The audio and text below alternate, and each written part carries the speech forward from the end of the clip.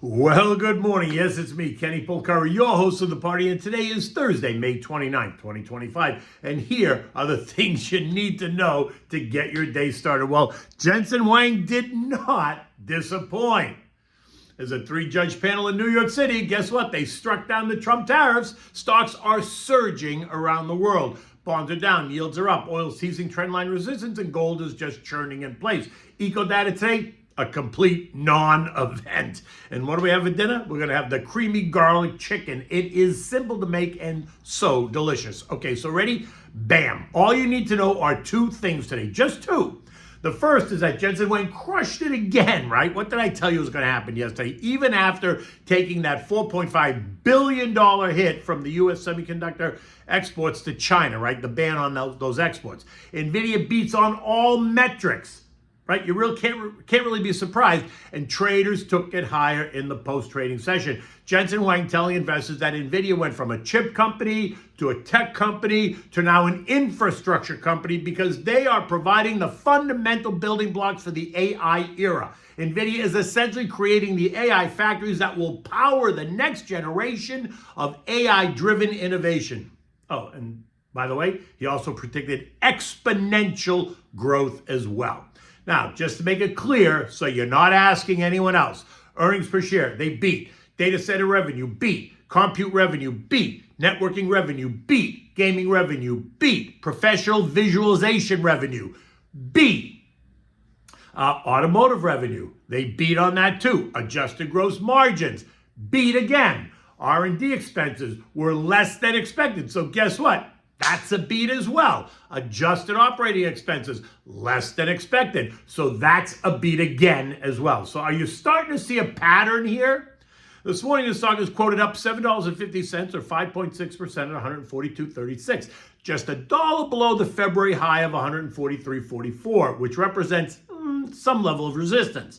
Not a lot, but some. And this is key. Why? Because if we pierce that level, then the January high of $153 is straight in the bullseye.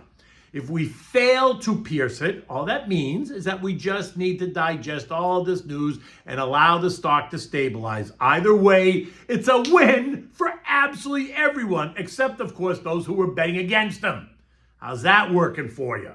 And then there's a lot of other beneficiaries. All of these other names are all quoted higher this morning as a result of kind of Nvidia's performance. AMD up 3.5%, ASML up 2.5%, Broadcom up 3.5%, Qualcomm up 2%, Amazon up 2.7%, Microsoft up 0.6%, Hewlett-Packard Enterprise is up 2%, CoreWeave up 5.2%, and the list goes on.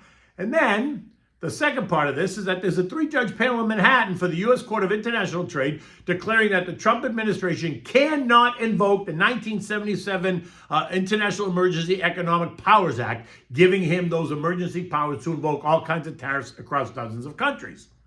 And that also includes any tariff levied on Canada, Mexico, and China over the security of the United States border and fentanyl trafficking. Sounds to me like this panel of judges has no problem with open borders and fentanyl trafficking. I think that's brilliant. These guys must have gone to Harvard. And while this does throw Trump's tariff strategy into turmoil, the friends and strategists tell us not so fast. What this means is just the beginning of a long legal process. And in any event, while it appears bullish, it might be short-lived. Look, the Federal Appeals Court could have a different view on this, and even if they don't, they can always invoke the Balance of Payments Act and or the Tariffs Act of 1930. He could also use executive power under Section 301 of the Trade Act of 1974 to try to reimpose tariffs. There's also the Trading with the Enemies Act of 1917 that could play a role, but that's a stretch because it restricts trade with countries deemed hostile to the United States during times of war, which is not the case at the moment.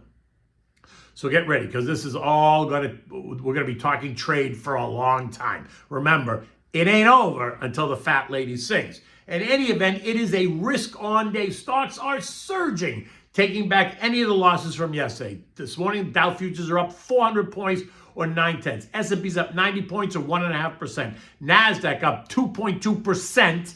while the Russell is up 34 points or 1.6%. Eco data today includes first revision, the first quarter GDP, non-event. Core PCE index quarter over quarter at 3.5%, which is unchanged, so should be a non-event. Initial and continuing claims, non-event. Pending home sales, which are expected to be down 1%, again, in my view, a non-event. Bonds sold off a bit yesterday, and they're down again this morning, sending yields higher. 2-year yields are now back over 4% at 4.02. 10 years yielding 4.53, and the 30-year is now back over 5%, yielding 5.02. Levels that prove to be a bit of an issue for stocks, but it appears as if no one is paying attention to that right now. They're just focused on Nvidia and the court ruling.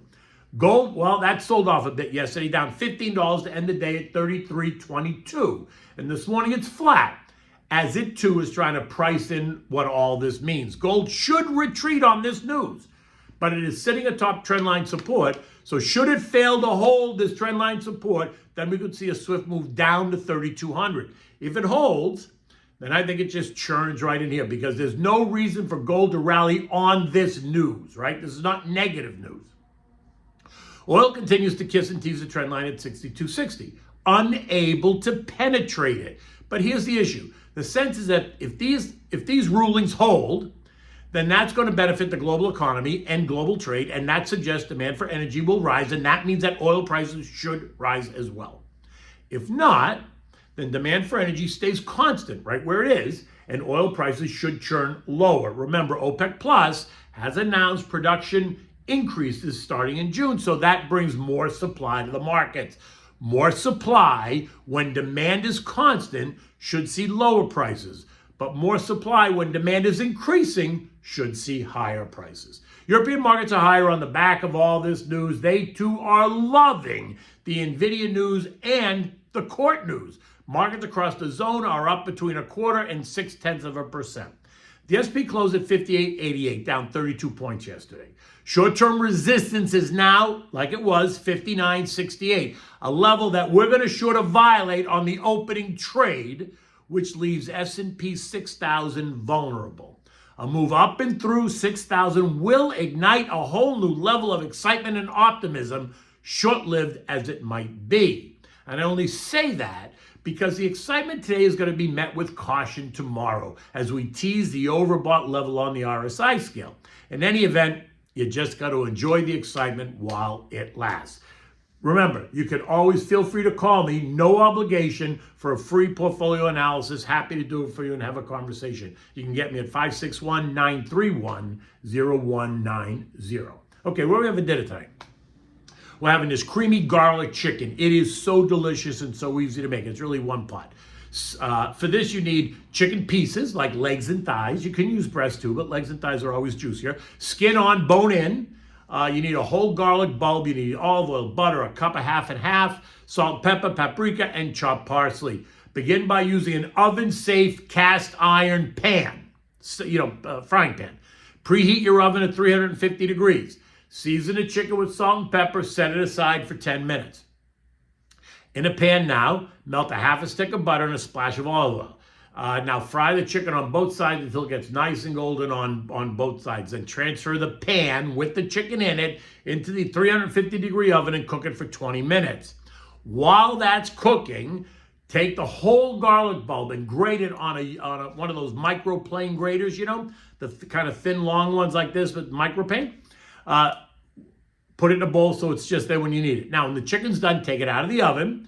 Place the chicken pieces on a plate. Cover them to keep them warm. Put the pan back on the stove. Now you're going to add the grated garlic. You're going to cook it for about 4 minutes in the fat and juices that's in the pan. Then you're going to add in the cup of half and half. Season it with salt and pepper. Let it come to a little bit of a boil. Add some paprika in there. Now add the chicken. Bring it to a boil. Now add the chicken back. Dress it with the parsley, turn the heat down to simmer, and just let it cook there for 5 minutes or so, just so it all kind of comes together. When you're serving this, then place the chicken piece on the plate, top it with the sauce, make sure you're going to have a big salad. You can pick a side dish, whether you pick a potato or a vegetable, whatever you want. Anything really goes well with this dish. Like I said, though, the chicken is really one pan. simple to make, and you'll be wondering why you never made this before. Until tomorrow, take good care.